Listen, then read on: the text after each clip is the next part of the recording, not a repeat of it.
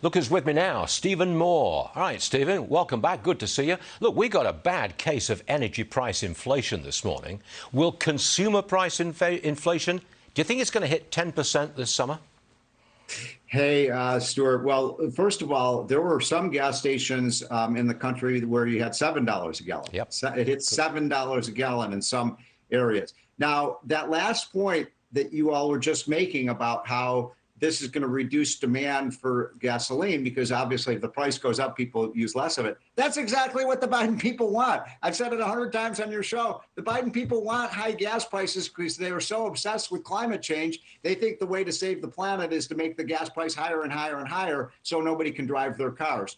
This is orchestrated. This didn't happen by accident. Now, a big meeting today, as you know, Stuart, I believe it's supposed to be today, this afternoon, between Jerome Powell, who's headed over to the Oval Office to talk about how to solve this inflation problem with the president.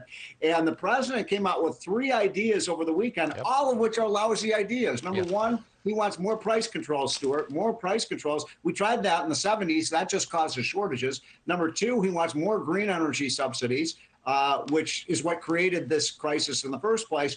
And number 3, he wants to go after companies for price gouging.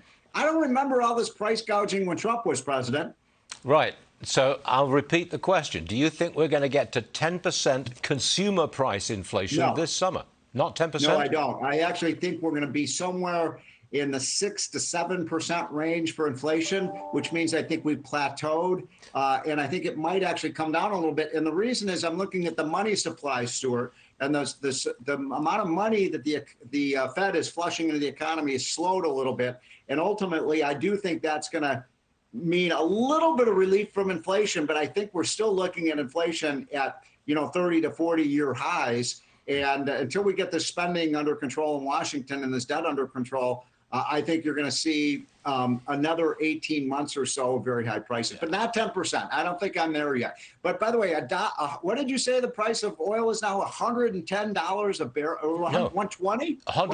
It's $119 about, 118.89. That's for West Texas. Yeah, Stuart, that does translate into about $5 to $5.50 a gallon at the pump. That's why I say energy price inflation is taking off as we speak. And I don't see why that can't translate into a takeoff for consumer price inflation as well. It may, especially, Stuart, because look what's happening to grain prices, wheat prices, fertilizer prices. Go to the grocery store. I mean, people, I tell you, every week I do this show, people are mad at me when I say inflation is only 7 or 8%. They say, no, I'm being 15, 20% inflation because of everything, the essentials that people have to buy are rising so quickly. I was at a